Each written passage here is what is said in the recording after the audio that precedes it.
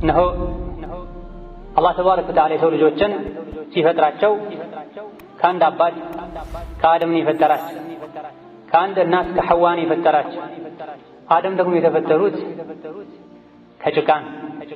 የዘር ሐረግህን በረጅሙ እንኳ ብትቆጥር ከቻልክ ከዘለከው የሚያበቃው ሄዶ ሄዶ አፈር ላይ ጭቃ ላይ ነው። የሰው ልጆች አንዱ ከሌላኛው የበለጠም እንደሆነ የሚበልጠው በዲንና በተቅዋ ነው። በዘር በመልክ በሌሎች ነገሮች ሳይሆን ማለት ነው።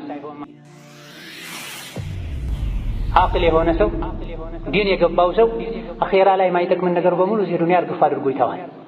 ዘረኝነት፣ ብሔርተኝነት ስራጣ ያሻግር ባላልፎ ሁሉ ኩፍር ደረጃ ሊደርስ የሚችል ወንጀል። ሁለት ነገሮች ኡመቴ ላይ ኩፍር ናቸው። አንደኛው የራስን ዘር ከፍ ማድረግ፣ ሌላኛውን በዘሩ በብሔሩ ማነወርና ዝቅ ማድረግ ብለዋል ነብዩ ሰለላሁ ዐለይሂ ወሰለም። የዘረኝነት በሽታን ልንጠላ ይገባል።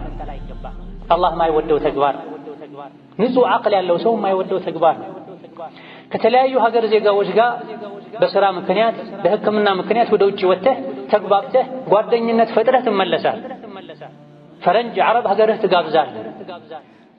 የሀገርህን ልጅ ወንድምህን፣ ጓደኛህን፣ ጎረቤትህን ለመልካም አይን ማታይበት፣ ለሱ መልካም ማታስብበት፣ ለሱ በጎ ማትሆንበት ምክንያት ምንድን ነው? የዘረኝነት በሽታ ጠባብነት ካልሆነ በስተቀር ለዚህ የሚያበቃ ምንም የለም። ليس من يقطع طرقا بطلا إنما من يتقي الله البطل. بسم الله الرحمن الرحيم. يا الله ባሮች ሆይ አላህን ተባረከ ወተዓላ ሁሌም ፍሩት። አላህና መልእክተኛው ያዘዛችሁን ታዘዙ፣ እየከለከሏችሁንም ተከልከሉ። በዱንያም ይሁን በአኺራ ሰላምን ደስታን ማግኘት የሚቻለው አላህን በመፍራትና ህጉን ሸሪዓውን በመከተል ብቻና ብቻ ነው። አላህን ተባረከ ወተዓላ የሚፈራ የሰዎች ሁሉ መርጠም፣ አላህን የማይፈራ ማንም ይሁን ማን ከሰዎች ሁሉ የበታች ነው። እስላም ታሪክ ላይ ከሚታወቁ ታላላቅ ሰዎች መሃል አንዱ ቢላል ናቸው። ቢላል የነቢዩ ዓለይሂ ሰላቱ ወሰላም ሙእዚን ናቸው። እስላምን በመቀበላቸው ምክንያት ብዙ ስቃይና በደል ከደረሰባቸው ሰዎች መሃል ግንባር ቀደም ከሚባሉትም አንዱ ናቸው። ይህ ታላቁ ሱሐቢ ቢላል ኢብኑ ረባህ አልሐበሺ ከዕለታት አንድ ቀን ከትልልቅ ከአረብ ጎሳዎች መሃል አንዱ ከሆነ ሱሐቢ ጋር አንድ ቦታ ላይ አብረው ቁጭ ባሉበት ሌላኛው ሱሐቢ እያወራ እየተናገረ ሳለ ቢላል ኢብኑ ረባህ ጣልቃ ገብተው ለመናገር ሞክረው ነበር። በዚህ መሃል ሸይጣን ስራውን መስራት ፈልጎ እየተናገረ የነበረውን ትልቅ የአረብ ጎሳ የሆነውን ሰው እንዲቆጣ አድርጎ አንተ የጥቁሯ ልጅ ንግግሬን ታቋርጣለህ እንዴ ብሏቸዋል ቢላል ኢብኑ ረባህ ረዲየላሁ ዐንሁ አርዳ። ቢላልም በጊዜው በተባሉት ነገር ተሰምቷቸው ያልከኝን ወላሂ ለነቢይ ሄጄ እነግራቸዋለሁ ብሏል። ለነቢዩ ዓለይሂ ሰላቱ ወሰላም በተነገራቸው ጊዜ እጅግ በጣም ተቆጥተዋል። ፊታቸው ሁሉ ቀልቷል። ይሄን የተናገረው ሰው ወደ ነቢይ በመጣ ጊዜ ሰላሙ አለይኩም ሁሉ ብያቸው ወአለይኩም ሰላም ሁሉ ያሉኝ አይመስለኝም ከመቆጣታቸው የመጣ የጥቁሯ ልጅ ብለህ በእናቱ ታነውረዋለህ እንዴ? አንተ የመሃይምነት ባህሪ ያለብህ ሰው ነህ አሉኝ ብላ። እድሜም ገፍቶ ትልቅ ሰውም ሆኜ ይህ የመሃይምነት በሽታ አለብኝ እንዴ ሲላቸው፣ አዎ ወንድምህን ጥቁር በመሆኑ የባሪያ ልጅ በመሆኑ ማነወርህ የመሃይምነት ባህሪ ቅሪት እንዳለብህ የሚያሳይ ነው ብለውታል። ቀደምት ሙስሊሞች እንደኛ አይደሉም። የስህተት የጥፋት ጎዳና ላይ አይቀጥሉም። በዚህ እጅግ በጣም ደንግጦ ቢላልን ፈልጎ አፈር ላይ ተደፍቶ አንተ የተከበርክ ሰው ና እኔ አፈሩ ላይ ፊቴን አስተኛልሃለሁ በእግርህ ፊቴን ርገጠው ብለዋቸው። ቢላል ረዲየላሁ ዐንሁ አርዳ በጭራሽ ፊትህን በእግሬ አልረግጥም ተነስ ብለው አቅፈውታል። በመካከላቸው የነበረው ሸይጣን የፈጠረው ግጭት በኢስላም ገመድ በመተሳሰብ ማስወገድ ችለዋል። ቢላል ረዲየላሁ ዐንሁ ወአርዳህ ኢስላም የሰው ልጆችን በዘር በመልክ በጎሳ ሳይከፋፍል ሁሉንም በአንድ አይን የሚያይ መሆኑን ማሳያ ተምሳሌት ናቸው።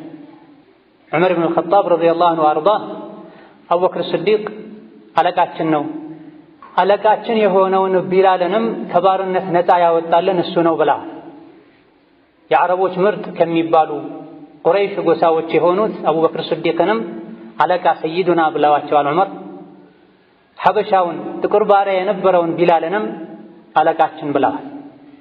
ለቢላል ሴት ልጄን በዳርኩት ሁሉ ብለዋል ዑመር ብን አልኸጣብ። ቢላል ያገቡትም የዓብዱራሕማን ብኑ ዐውፍን የቁረይሽ ጎሳ የሆነችን ሴትን። ሌላ ጊዜም መንገድ ላይ ነቢዩ ዓለይሂ ሰላቱ ወሰላም ከሰሓቦቻቸው ጋር እየተጓዙ ሳለ አንድ ከመካ ወደ መዲና የተሰደደና ሌላ መዲና ሆኖ ከመካ የተሰደዱ ሰዎችን የተቀበለ አንሳሪ የሚባል ሰው ተጋጭተው ሙሃጅርዩ አንሳሪዩን በመታው ጊዜ አንሳሪዩ የመዲናው ሰው ያለል አንሳር ብሎ ተጣርቷል። አንሳሮች ሆይ ድረሱ፣ አንሳሮች ሆይ ድረሱ ብሎ ጠርቷል። ነቢዩ ዓለይሂ ሰላቱ ወሰላም ምንድን ነው ይሄ የመሃይማን ጥሪ ብለዋል። እስላም ዲን እኔ በመሃላችሁ ያለሁኝ እስላም ድሮ የሰረዘው ያስቀረው አይነት ቡድንተኝነት፣ የጃሂልያ መጠራራት በመካከላችሁ ምን ያደርጋል ብለዋቸው፣ አይ አንድ ሙሃጅር የሆነ ሰው የመካ ሰው አንሳሪ የሆነ የመዲናን ሰው መጥቶ ነው ተጣልቶ ነው ቢሏቸውም ደዑሃ ፈኢነሃ ሙንቲና ወፊ ሪዋየትን ፈኢነሃ ኸቢተ ብላ የሆነው ይሁን የምታውም ይበድለውም እናንተ መቆም ያለባችሁ ከተበዳይ ጎን ነው። የተበደለው አካል ሙሃጅሪም ይሁን አንሳሪ የመካም ሰው ይሁን የመዲና ቀይም ይሁን ጥቁር ስለተበደለ ከጎኑ ቁሙ። የበደለው አካል አባትህም ይሁን እናትህ ወንድምህም ይሁን ሌላ እሱን ንቀፍ፣ አውግዝ። አማ በዘር መከፋፈል በጎሳ መለያየት ተውት፣ እሱ ቆሻሻ ነዋ። ደዑሃ ፈኢነሃ ሙንቲነቱን ተውት፣ እሱ ጥንብ ነው፣ ቆሻሻ ነው፣ አዛሚ ያደርግነዋል። በዘር መከፋፈል በዘር መጣላት ከእናንተ አይሄድም። እነሆ አላህ ተባረከ ወተዓላ የሰው ልጆችን ሲፈጥራቸው ከአንድ አባት ከአደም ነው የፈጠራቸው፣ ከአንድ እናት ከሐዋ ነው የፈጠራቸው። አደም ደግሞ የተፈጠሩት ከጭቃ ነው። የዘር ሐረግህን በረጅሙ እንኳ ብትቆጥር ከቻልክ ከዘለከው የሚያበቃው ሄዶ አፈር ላይ ጭቃ ላይ ነው። የሰው ልጆች አንዱ ከሌላኛው የበለጠም እንደሆነ የሚበልጠው በዲንና በተቅዋ ነው። በዘር በመልክ በሌሎች ነገሮች ሳይሆን ማለት ነው። በትክክል በዲንና በተቅዋ እንኳ ቢበልጥ አንድ ሰው እኔ እበልጣለሁ አይል፣ ይተናነሳል፣ ራሱን ዝቅ ያደርጋል። ትናንት ማን ምን እንደነበረ ዞር ብሎ ያስባል። እነሆ ምድርን ከሚያበላሹ የሰው ልጅን ከሚያረክሱ አጥፊ ወንጀሎች መሃል አንዱ ዘረኝነትን፣ ወገንተኝነትን፣ በሀገር በክልል በመልክ በቋንቋ በኑሮ ደረጃ መከፋፈል ገዳይ በሽታ ነው። ከቫይረሶች ሁሉ የከፋ ከካንሰር ሁሉ የከፋ በሽታ ነው። ዲን ዱንያን የሚያወድም ነው። ለዚህም ነው ነቢያችን ሰለላሁ ዐለይሂ ወሰለም ደዑሃ ተዋትችን ዘረኝነት የምትባለዋን በሽታ እሷ ቆሻሻ ናት፣ እሷ አዛ የምታደርግ ናት በማለት ያስጠነቀቁት ለዲንም ይሁን ለዱንያ ጥቅም ስለሌለው። እስላም ዘረኝነትን ወገንተኝነትን ተዋግቷል። ዘረኝነትን ወገንተኝነትን ለማጥፋት ያግዛሉ የሚባሉ ነገሮችን በሙሉ ደንግጓል። ለዘረኝነት ሰበብ ይሆናሉ የሚባሉ ነገሮችን ደግሞ በራቸውን ዘጋግቷል። የሰው ልጆች በሙሉ የተፈጠሩት ከአደም ነው፣ አደም የተፈጠረው ከአፈር ነው ብለዋል አለይሂ ሰላቱ ወሰላም። አረብ ካልሆነው አይበልጥም፣ ቀይ ከጥቁር አይበልጥም አላህን በመፍራት እንጂ ብለዋል። ሰዎችን በመልካቸው በዘራቸው ያነወረን ሰውም አንተ መሀይምነት ያለብህ ሰው ነህ ብለዋል አለይሂ ሰላቱ ወሰላም። ዘረኝነት፣ ወገንተኝነት ብሎ ማለት አንድ ሰው ሰዎችን በመልክ በዘር በቦታ ከፋፍሎ አንዱ ከሌላኛው ይበልጣል፣ መልክን ዘርን ቋንቋን መሰረት አድርጎ እኔ ከገሌ ይበልጣለሁ ብሎ ማሰብ ማለት። አላህ ተባረከ ወተዓላ የሰው ልጆችን የፈጠረው እሱ ነው። ዘራቸውንም መልካቸውንም የመረጠው አላህ። የተኛውም የሰው ልጅ ሲወለድ ሲፈጠር የራሱን መልክ መርጦ ጾታውን መርጦ ዘሩን መርጦ የተፈጠረ የለም። አላህ ተባረከ ወተዓላ መርጦ በፈጠረው ባደረገው ነገር ላይ ጣልቃ መግባት፣ ሰዎች ምርጫቸው ባልሆነ ነገር ላይ እንዲያፍሩ እንዲሸማቀቁ ማድረግ የዓቅልም የዲንም ማነስ በል መጥፋትን። ዘረኝነት ሰዎችን በመልክ በቋንቋ መከፋፈል፣ አንዱን ከፍ ሌላኛውን ዝቅ ማድረግ ለዱንያም ይሁን ለአኼራ ይጎዳል እንጂ አይጠቅም። የተኛውም ሀገር ላይ ዘረኝነት ካለ ሰዎችን ከፋፍሎ ማየት ካለ አላህ እኩል አድርጎ እንደ ማበጠሪያ ጥርስ የፈጠራቸው የሰው ልጆችን የኔ የምትለውን ከፍ የኔ አይደለም የምትለውን ዝቅ የምታደርግ ከሆነ እንዲህ አይነት በሽታ እንዲህ አይነት አመለካከትና አስተሳሰብ የሰፈነበት ሀገር ይበታተናል። ወደ ታች ነው የሚወርደው፣ ወደ ላይ ማደግ አይችልም። አንድ ማህበረሰብ አንዱ ሌላኛውን የጠላ፣ አንዱ ሌላኛውን የናቀ፣ አንዱ ሌላኛውን ያንቋሸሸ መቼም ሊያድግ አይችልም፣ መቼም ሰላም ሊሆን አይችልም። ዘረኝነት ዱንያ ላይ አንዳች ጥቅም የለው፣ ጉዳት እንጂ መፍረስ እንጂ መበታተን እንጂ። አኼራ ላይ ደግሞ ከምንም አይቆጠር። ቁርአን ላይ አላህ አስቀድሞ ነግሮናል።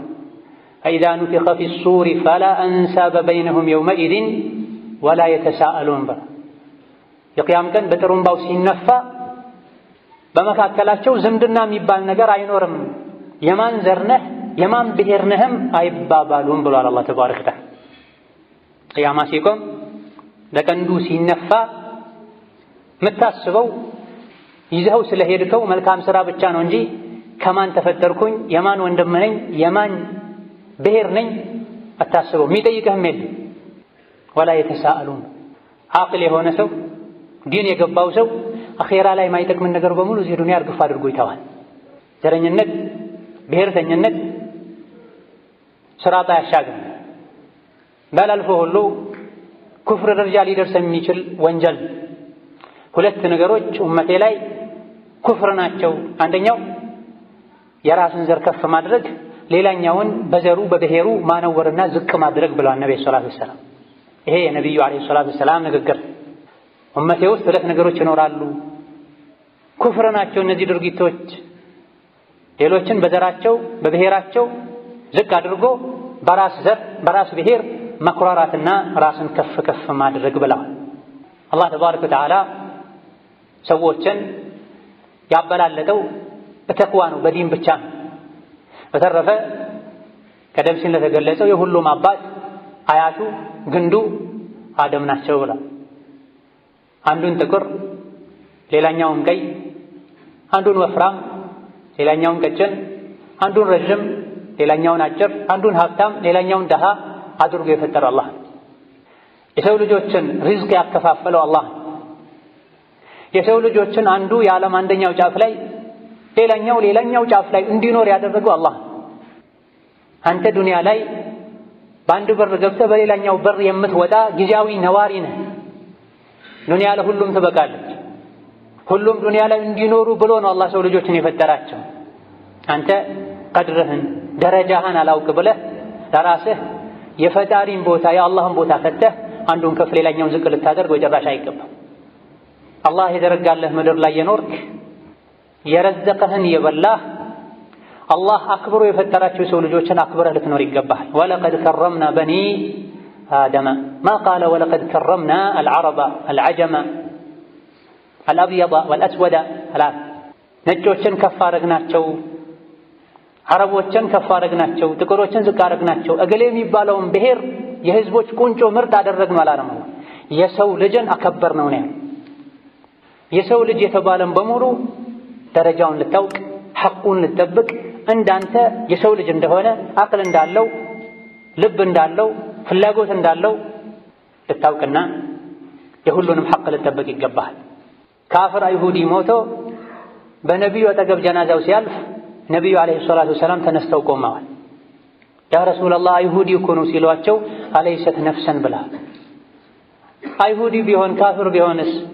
የሞተችው የጠፋችው ነፍስ አይደለችም እንዴ ብላ አለይሂ ሰላቱ ወሰላም هذا هو الاسلام ሰው ልጆች የሚበላለጡት በዲናቸው በተቅዋቸው ነው ተቅዋና ዲን ደግሞ ለሰዎች እንድታዘን ለሰዎች ኸይር እንድታስብ ነው የሚያዝህ እንጂ በተቅዋ በዲን እንኳን ብትበልጥ እኔ እበልጣለሁ ብላ አታወራ እኔ ብቻ ልኖር ሌላኛው ይጥፋትልም እኔ ብቻ ነኝ ንጹህ ቅዱስ ከኔ ውጭ ያለው በሙሉ ኢብሊስ ነው ልትል አይገባም ነብዩ መሐመድ ሰለላሁ ዐለይሂ ወሰለም የሰዎች ምርጥ ናቸው የመካ ሰዎች አባረዋቸው መክቢያ አሳጥቷቸው ስደተኛ ሆነው መዲና ሄደው መጨረሻ አላህ ተባረከ ወተዓላ የሰብራቸውን ውጤት አሳይቷቸው ድል አድርገው መካ ሲገቡ አንገታቸውን ዝቅ አድርገው ግንባራቸው የኮርቻቸውን የፊት ለፊት እጀታ ሲነካ ድረስ አቀርቅረው ነው የገቡት አላህን ያላቁ አላሁ አክበር ይላል ከጓደኞቻቸው ጋር መንገድ ሲሄዱ አርፈው ምግብ መስራት ሲፈልጉ አንደኛውን ውሃ ቅዳ ሌላኛውን ምግብ አዘጋጅ ሌላኛውን የሆነ ነገር አድርግ ብለው ተደግፈው አይቀመጡም ነው ወይም እንጨት ሊለቅሙ ይሄዳሉ ወይም ውሃ ሊያመጡ ይሄዳሉ ወይም ምግብ ያበስላሉ አለይሂ ሰላቱ ወሰላም ከሳቸው የበለጠ ታላቅ ማንም የለም ትክክለኛ ታላቅ ራሱን ዝቅ ያደርጋል ውስጥ ላይ ጉድለት ያለበት ነው ራሱን ከፍ የሚያደርግበት ነገር የፈለገ እኔ በሀብት እበልጣለሁ እኔ በዘር እሻላለሁ ሙያ ይበልጣለሁ ያለ ራሱን ከፍ የሚያደርግበት ነገር የሚፈልገው ለምትወደውም ለምትጠላውም የኔ ለምትለውም የኔ አይደለም ለምትለውም ኸይር ታስባለህ መልካምን ትመኛለህ ያበላሸው ያጠፋው ነገር ካለም ለማስተካከል ጥረት ታደርጋለህ ትክክለኛ ትልቅነት ውስጥህ ላይ ካለ ማለት ሸይኹል ኢስላም ኢብኑ ተይሚያ ረሂመሁላህ ተዓላ እንደተጠቀሱት ቁርአን ውስጥ አንዲት አንቀጽ እንኳን የለችም የሰው ልጆችን በዘራቸው ምክንያት ከፍ የሚያደርግ በዘራቸው ምክንያት ዝቅ የሚያደርግ ብላ ቁርአን ውስጥ ካሉ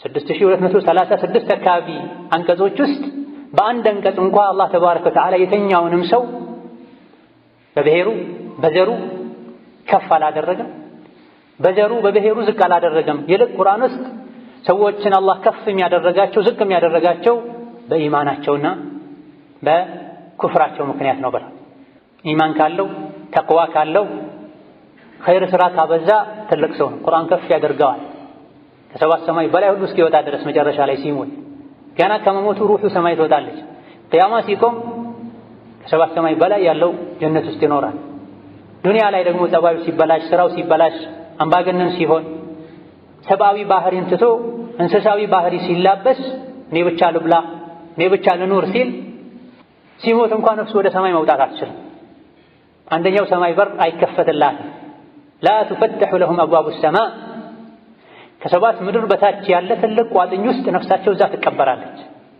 ቂያማ ቆመው ጀሃነም ሲገቡም ጀሃነም ያለችው ከባህር ስር ነው ምድር ውስጥ ነው ያለችው ይህ ሰውን ከፍ የሚያደርገው መልካም ስነ ምግባሩን መልካም ስራውን መልካም ስብዕናውን እንጂ ዘሩ መልኩ ብሩ አይደል መልካም አኽላቅ ካለ ትክክለኛ ማንነትን የምታውቅ ከሆነ ከዙሪያ ያሉ በሙሉ ወገኖችህ ናቸው ወንድሞችህ ናቸው ከአንድ ማህፀን ለወጡ ወንድም እህቶች እንደምታዝነው ለሱም ታዝናለህ ሰው በመሆን አስተሳሰብህ አመለካከትህ ሲበላሽ ግን ሰው ምትለው አንተን የሚመስልን ብቻ ነው አንተን ያልመሰለ በቋንቋ በብሔር በዘር ሰው አይመስልም እስላም ይሄን ሊያጠፋ ነው የመጣው ይሄን ሊዋጋ ነው የመጣው ነብያችን ሰለላሁ ዐለይሂ ወሰለም ዘረኝነትን ቀብረውት ነው የሄዱት ተውትም ብለዋል ፈልገን ቦርቦረን እንዳናወጣው ደዑሃ ተው ዘረኝነትን ሱቆሻሻ ነው ብለው አዳ ያረጋል ያዋርዳል ብለዋል ልጠላው ይገባል ብለዋል ነቢ ተወው ያሉህን የቀበሩትን ቦርቦራ ልታወጣ ይገባል ድል አግኝተው መካ ሲገቡ ያስተላለፉት መልእክታል በቃልም በተግባር መካ በቁጥራቸው ስር እንደሆነች መካ ላይ የነበረን ሰዎችን በደረጃ የመከፋፈል በዘር በመልክ የመለያየትን እምነት አንድ ብሎ አስወግደዋል። ኹጥባ ንግግራቸው ላይ የሰው ልጆች በሙሉ እኩል እንደሆኑ የተበላለጡም እንደሆነ በተቅዋ በዲን በኢማናቸው እንደሆነ የሚያሳይ ንግግር አድርገዋል። ቢላል ኢብኑ ረባህን ትናንት መካ ላይ በእምነቱ ምክንያት በመልኩ ምክንያት የመካ ሕፃናት እንዲጫወቱበት ያደርጉ የነበረውን ሰው የተከበረችው ካዕባ ላይ ወጥቶ አዳን እንዲል አድርገዋል ነቢዩ ዓለይሂ ሰላቱ ወሰላም። አረቦች ዘንድ ለካዕባ ያለው ክብር ይታወቃል። ካዕባን ከማክበራቸው የመጣ አባታቸውን ልጃቸውን የገደለን ሰው እንኳ ካዕባ ውስጥ ቢያገኙት መካ ሐረም ውስጥ ቢያገኙት በክፉ አይነኩት። ካዕባን ለመኻደም የሚችሉትን ሁሉ ያደርጋሉ። ትልቅ ክብራቸው ካዕባን መኻደም ነው። እንዲህ አይነቱ የተከበረ ቤት ላይ አይደለም ትናንት ባሪያ የነበረ ጥቁር ሰው ቀርቶ የነሱ ዘር የሆነም ሰው በቀላሉ አይወጣም፣ በቀላሉ አይገባም። ነብዩ ሰለላሁ ዐለይሂ ወሰለም ሰዎች ሰው በመሆናቸው ብቻ መከበር እንዳለባቸው፣ ሰዎች ሰው በመሆናቸው በአንድ አይን እንድናያቸው ለማስተማር ቢላል ሆይ ተነስ ካዕባ ላይ ወጥተህ አዳን በል ብለውታል። ሰዎች ግራ ተጋብተዋል። ነብዩ ግን መልእክታቸውን ያስተላለፉ ሰው ሰው ነው። መልኩ፣ ምላሱ፣ ክልሉ፣ ሀገሩ ከፍም ዝቅ የማያደርገው። ሲራ ላይ እንደተነገረው አንዱ የእስላም መልእክት የነቢዩ ዓላማ ያልገባው ሰውን በመልኩ በዘሩ ከፍ ዝቅ የሚያደርግ ሰው ቢላልን ካዕባ ላይ ባየ ጊዜ አልሐምዱሊላህ እንኳንም አባቴ ይሄን ውርደት ሳያይ ሞተ ብሏል። ጥቁር ሰው እንደነሱ ቆረሺ ያልሆነ ሰው ካዕባ ላይ መውጣት እሱን ሳያዩ መሞትን ሁሉ እንዲመኙ የሚያደርግ ውርደት ነበር እነሱ ጋር። ከዛ በኋላም ቢላል ሙእዚን ሆኖ ቀጥሏል። ነቢዩ አረብ ነው። ወደ ሶላት ጥሪ የሚያደርገው አሕጀም ነው፣ ጥቁር ባሪያ ነው። ትናንት መካ ላይ ሕፃናት የሚጫወቱበት የነበረ ሰው ሰዎችን በዘር በብሔር በቋንቋ በክልል ከፋፍለህ አይተህ የኔ የምትለውን ማቅረብ መውደድ፣ የኔ አይደለም የምትለውን መጥላት ከአላህ ተባረከ ወተዓላ ጋር መጣላት ከሙስሊም የሚጠበቅ ተግባር አይደለም። ከሙስሊምም አልፎ አቅል ካለው ሰው ልቦና ካለው ሰው ማይጠበቅ ተግባር ነው። ያለንበት ሀገር ሐበሻ ከጥንት ጀምሮ በመተጋገዝ በመተዛዘን ቤትን በረን ለእንግዳ ክፍት በማድረግ የሚታወቅ ሀገር። ኢትዮጵያ ውስጥ የሚኖሩ የተለያየ ሃይማኖትና ዘር ብሔር ያላቸው ሰዎች ሀገራቸው ላይ አብረው በጉርብትና በስራ በዝምድና ተሳስረው የሚኖሩ ሰዎች ናቸው። ተጋብተው የሚኖሩ ሰዎች ናቸው። አላህ ተባረከ ወተዓላ አስፍቶ የፈጠረውን ከውን እኛ አጥብበን ልናየው አይገባም። ማን ነው ኢትዮጵያ ውስጥ የሚኖር ከሌላ ብሔር ጋር ወይም የጉርብትና ወይም የአማችነት ወይም የሥራ ወይም የወዳጅነት ትስስር የሌለው ማን ያለ? አንድ ግቢ ውስጥ የተለያዩ ብሔር ያላቸው ሃይማኖት ያላቸው ሰዎች አብረው ይኖራል። ከአንድ ቧንቧ ውሃ ይጠቀማሉ። ከአንድ ማብሰያ ቤት አብረው ያበስላሉ። ይሄን አላህ ተባረከ ወተዓላ በፈቀደው መልኩ ከተጠቀምከው ሸሪዓ አይከለክልህም።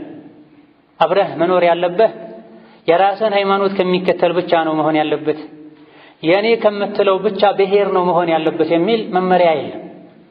ነቢያችን አለይሂ ሰላቱ ወሰላም አልሙስሊሙ አኹል ሙስሊሚ በላህ፣ ሙስሊም ለሙስሊም ወንድም ነው በላህ። አረብ ለአረብ፣ ፈረንጅ ለፈረንጅ፣ ሐበሻ ለሐበሻ ወይም ደግሞ ወደ ውስጥ ገብተው በብሔር ደረጃ እገሌ የሚባለው ብሔር ለገሌ ወንድም ነው፣ ከዛ ውጭ ያለው ጠላት ነው ወይም ምኑም አይደለም አላት። ቁርአን አስተሳስሮሃል ከሙስሊም ወንድምህ ጋር። ሙስሊም ካልሆኑ ወገኖች ጎረቤቶችህም ጋር ደግሞ በጎ እንድትሆን ቁርአን አዟል፣ አስተምሯል። ስለ ጉርብትና ሲያስተምር ቁርአን ወልጃሪ ዚል ቁርባ ወልጃሪ ልጁኑቢ ወሷሒቢ ቢልጀንቢ ብሏል። የሥጋ ዝምድና ያለውን ጎረቤትህን በደንብ ጠብቀው ተንከባከበው። የዲን ትስስር ያለህን ጎረቤትህን በደንብ ጠብቀው ተንከባከበው። የሥጋም ይሁን የዲን ዝምድና የሌለህን ጎረቤትህንም ጠብቀው ተንከባከበው ብሏል። ቁርአን በርካታ አንቀጾች ላይ ስለ ጎረቤት አስተምሯል። ወሀከዛ አላህ ምድርን በተለይ ሀገራችንን ለም አድርጎ ሰፊ አድርጎ ፈጥሯል። የተኛውም ኢትዮጵያ ላይ የሚኖር ሰው የተኛውም አካባቢ ላይ ሄዶ ሰርቶ ከብሮ ጌታውን ያመለከ መኖር ይችላል። ይሄን አላህ ይፈልጋል። ፈሲሩ ፊል አርዲ ምድር ላይ ተንቀሳቀሱ፣ የአላህን ፍጥረታት እዩ፣ ከሪዝቁ ብሉ ብሏል። ይሄን ሰፋ ያለ አመለካከት መያዝ ስንተው አመለካከታችንን አስተሳሰባችንን ስናጠበው ምን ጎዳው ራሳችንን። እዚህ አካባቢ ላይ መኖር ያለበት እገሌ የሚባል ሰው ብቻ ነው፣ እኔ መወዳጀት በጋብቻ መተሳሰር ያለብኝ እገሌ ከሚባል አይነት ብሔር ብቻ ነው ባልክ ቁጥር አላህ ያሰፋውን ታጠባል። የማጥበቡ ጉዳት ላንተው ነው የሚሆን። ሰዎችን በዘራቸው በመልካቸው በኑሮ ደረጃቸው ስትከፋፈል በዛው ልክ ልብህ እየጠበበ ይመጣል። መቼም ምድር ላይ ያሉትን በሙሉ ጠራርጋ አስወግደህ የኔ የምትለውን ብቻ ማኖር አትችልም። የኔ ያላልካቸውን ማስወዳቸውን ባየህ ቁጥር ደግሞ ልብህ ይጠባል። ምንም ማድረግ ለማትችለው ነገር ትጨናነቃል። ይሄን ሸሪዓ አይፈቅድልህም። ነቢያችን ሰለላሁ ዐለይሂ ወሰለም መካ ላይ ከሙሽሪኮች ጋር ኖረዋል። እንዴት ነው የኖሩት? መዲና ላይ ከአይሁዶች ጋር ኖረዋል፣ ከሙናፊቆች ጋር ኖረዋል። እንዴት ነው የኖሩት? ከዛ በኋላ አቡበክር፣ ዑመር፣ ዑስማን፣ ዓሊ ብን አቢ ጣሊብ፣ ሙዓዊያ ሌሎችም እስላምን ገዝተዋል፣ ሙስሊሞችን ገዝተዋል፣ አስተዳድረዋል። ብዙ እስላማዊ ሀገራትን ከፍተዋል። በሄዱበት ሁሉ ሙስሊም ያልሆኑትን ጠራርገው ያስወገዱ ሙስሊም ብቻ አልነበረም የሚያኖሩት። በሄዱበት ሁሉ ቁረሺ የሆነ ዓረብ የሆነም ብቻ አልነበረም የሚያሳድጉት የሚሾሙት። የሰው ልጆች በሙሉ እንዳንድ ማበጠሪያ ጥርስ ናቸው በማለት ነብዩ ሰለላሁ ዐለይሂ ወሰለም የሰዎችን እኩልነት አውጀዋል፣ ተናግረዋል። በዲናቸው በአቂዳቸው መበላለጣቸውን እናምናለን፣ እናከብራለን። በዲን በአቂዳ በኢማን መብለጥህ በአስተሳሰብም ጭምር መብለጥን የሚያሳይ መሆን እንጂ ያለበት ሌሎችን ዝቅ ማድረግን፣ ሌሎችን ለመበደል ለመጨቆን ማሰብን ሊያስከትል በጭራሽ አይገባም። ይህ መሆን ሲገባው እኛ ነገሮችን አጥብበን አይተን በዘር በመልክ በቋንቋ ምንከፋፈል ምንናናቅ ከሆነ የኔ የምንለውን መላኢካ የኛ ያልሆነውን ደግሞ ሸይጣን የምናደርግ ከሆነ የኛ የምንለው ጥፋት ሲያጠፋ ሺህ ምክንያት ምንደረደርና የኛ አይደለም የሚባል ደግሞ ሲያጠፋ አንዷን ጥፋት በሺህ የምናባዛ ከሆነ የኛ ከምንለው የምናየውን ነገር በሙሉ መልካም፣ የኛ ከማንለው የምናየውን ነገር በሙሉ መጥፎ ምንል ከሆነ ይህ የሰው ባህሪ አይደለም። ዑለሞች የሰዎችን ባህሪ ወደ 6-7 ተከፋፍለዋል። እንደ አውሬ የሚያደርጋቸው ሰዎች እንዳሉ፣ እንደ ሸይጣን የሚያደርጋቸው ሰዎች እንዳሉ፣ እንደ ቤት እንስሳ እንደ ከብት የሚያደርጋቸው ሰዎች እንዳሉ ተናግረዋል። ከዚህ ሁሉ ምድራዊ ስሜት ወጥተህ ሰማያዊ ስሜት ሊኖርህ ይገባል። እዚህ ዱንያ ላይ የመጣሁት ልሰግድ፣ ሰደቃ ልሰጥ፣ ሐጅ ላደርግ፣ የሰዎችን ሐቅ ልጠብቅ፣ ከዛ በኋላ አልፌ ጀነት ልገባ ነው። እስከዛ ባለው ማንንም ሳልጎዳ ማንንም ሳልበድል መኖር ነው የምፈልገው። እናንተ የሰው ልጆች ሆይ ሰላምታ አብዙ፣ የተራበን መግቡ፣ ዝምድናን ቀጥሉ፣ ሌሊት ላይ ተነስታችሁ ሶላት ስገዱ፣ በሰላም ጀነት ትገባላችሁ እንጂ ለወንድማችሁ ጉድጓድ ቆፍሩ፣ ወንድማችሁ ላይ ተኩራሩ፣ ራሳችሁን ከፍ አድርጉ፣ ሌላውን ዝቅ አድርጉ፣ ሰብስቡ፣ አታብሉ፣ ቆጥቡ የሚል መመሪያ የለም እስላም። እንድናበላ ከተገፋፋንበት አጋጣሚ አንዱ ምርኮኛን አብሎ ነው የተባልነው ቁርአን ላይ። የጀነት ሰዎችን አላህ ባህሪያቸውን ሲነግረን ወዩጥዒሙነ አጠዓመ ዐላ ሑቢሂ ምስኪነን ወየቲመን ወአሲረን ብላ። ትክክለኛ የጀነት ሰዎች ምግብ ይመግባሉ ለየቲም ወላጁን ላጣ፣ ለአቅመ ደካማ የዕለት ገቢው ማይበቃው ለሆነ ሰው፣ ወአሲራ ምርኮኛ ለሆነ ሰው። ምርኮኛ ከጦር ሜዳ ማርከ የምታመጣው ካፍር ከመሆኑም ጋር ግን እሱን ያበላሉ ብላ። እሱን ማብላት የጀነት ሰዎች መገለጫ አድርጎታል አላህ ተባረከ ወተዓላ። የተለያዩ ስጋዊ በሽታዎችን ከምንጠላው በላይ የዘረኝነት በሽታን ልንጠላ ይገባል። አላህ ማይወደው ተግባር፣ ንጹህ አቅል ያለው ሰው ማይወደው ተግባር ነው። ከተለያዩ ሀገር ዜጋዎች ጋር በስራ ምክንያት በሕክምና ምክንያት ወደ ውጭ ወጥተህ ተግባብተህ ጓደኝነት ፈጥረህ ትመለሳል። ፈረንጅ ዓረብ ሀገርህ ትጋብዛለህ።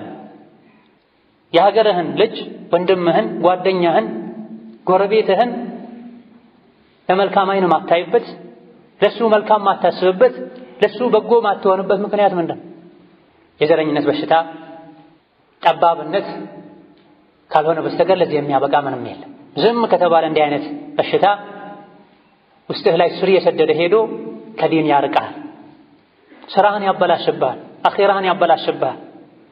አንድ ሰው ወንጀለኛ ለመሆን ይበቃዋል ወንድሙን መናቁ ብለዋል ነብዩ ሰለላሁ ዐለይሂ ወሰለም። ዛሬ አንዱ ሌላኛውን በዘሩ ብቻ ይንቀዋል።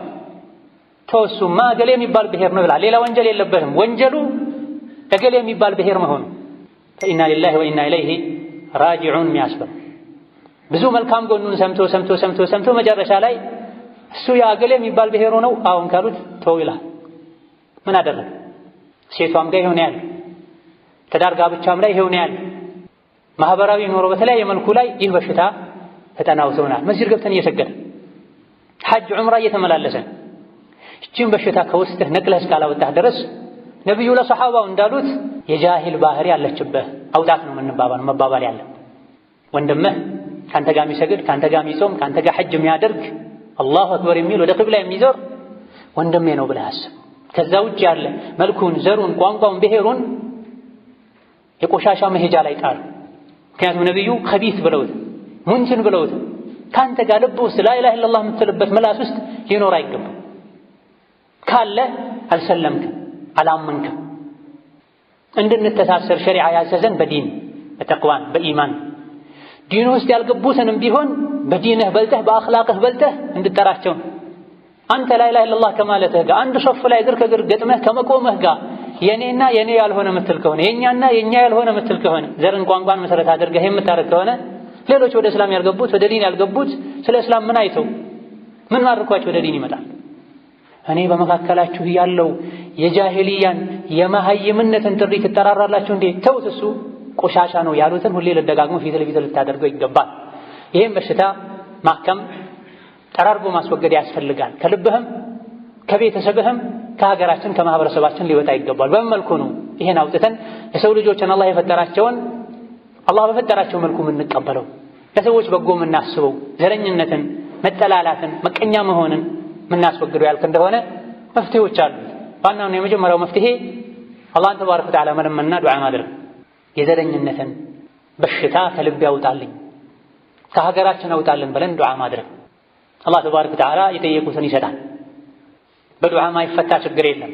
እንደ ቀላል በሽታ ከቆጠርከው እያደረ ቤትህን ያቃጥላል፣ ሀገርህን ያፈርሳል። አንተ የዘረኝነት በሽታ ካለብህ ልጅህም ያንኑ መንገድ ነው የሚከተለው። ምክንያቱም ሁሌ የምታወራው ስለ ዘረኝነት ነው። አንተ ውስጥህ ንጹህ ሆነ ማለት ልጆች ንጹህ ይሆናሉ፣ በአላህ ፈቃድ ቤተሰቦች ንጹህ ይሆናሉ። ካንተ የበሽታ ካልተወገደ ወደ ልጆች፣ ወደ ጎረቤት፣ ወደ ቤተሰብ ይተላለፋል።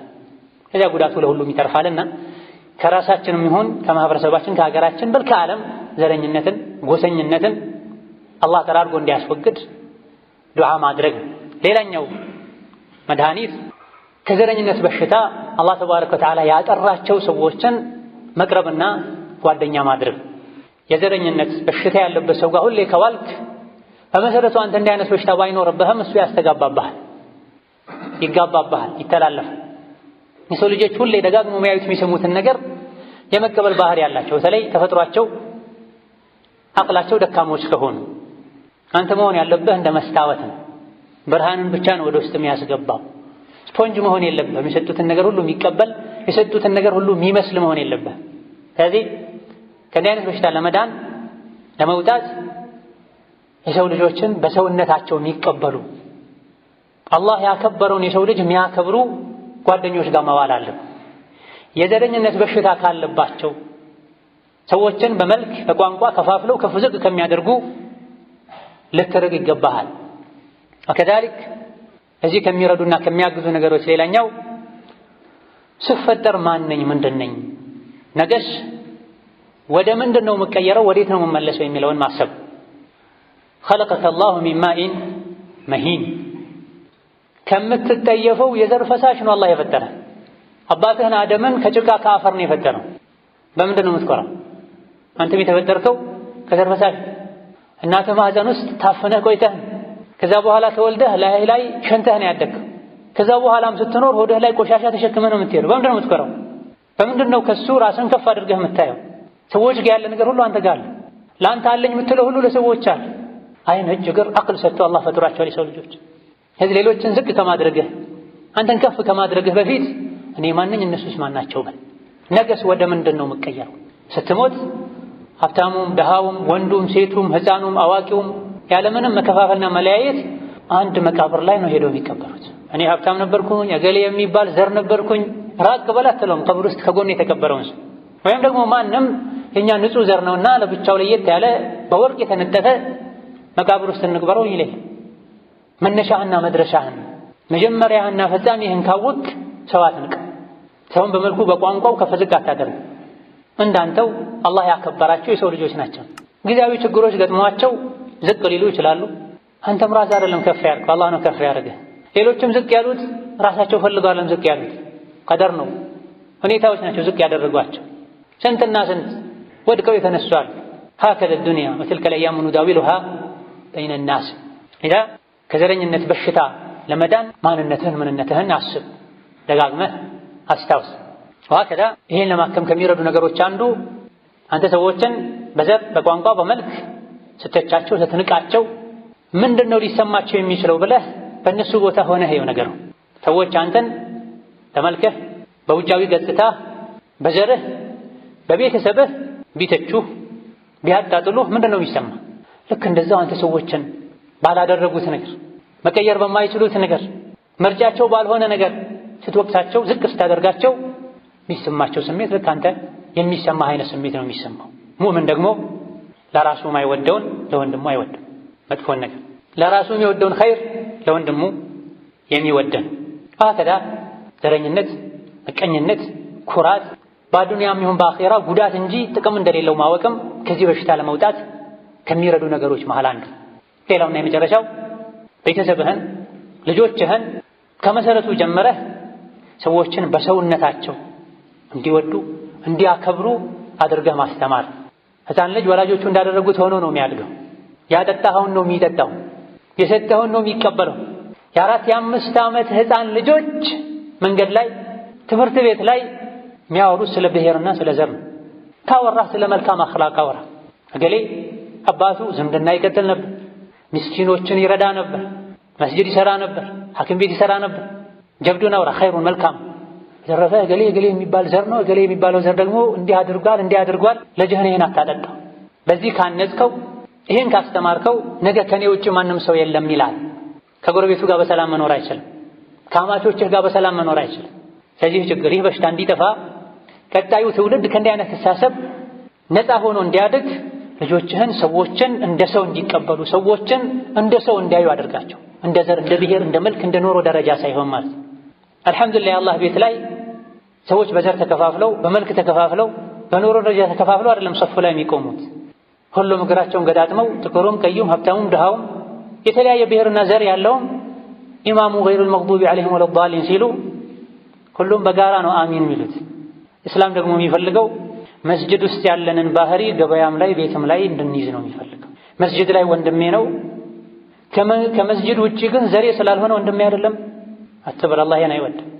ልጆችህንም ይሄን እንዳታስተምር። ሰውን ሰው በመሆኑ ብቻ እንዲያከብሩ ሐቁን እንዲጠብቁ አድርጋቸው። ዑመር ብን ኸጣብ ረዲየላሁ ዐንሁ ወአርዳህ ከዘር ሐረጋችሁ ዝምድና ለመቀጠልና በጋብቻ ምክንያት ሐራም የሆኑትን ለማወቅ የሚያስችለውን ያክል ቆጥራችሁ ከዛ ውጭ ያለውን ተውት ብለዋል። ሐዲስ ላይ አንዳንድ በዘርና በአባት ባያታቸው የሚፎክሩ ሰዎች ይታቀቡ፣ ምናልባትም የፎከሩበት ያለው አያታቸው የእሳት ፍም ሆኖ ሊሆን ይችላል ብለዋል። ጀሀነም ላይ አባቴ እንዲህ ነበረ፣ እኛ ድሮ እንዲህ ነበረን፣ እኛ እንዲህ አድርገናል፣ እነገሌ እንደዚህ አድርገዋል። ዛሬን ነው መኖር ያለብህ። ድሮ አልፏል።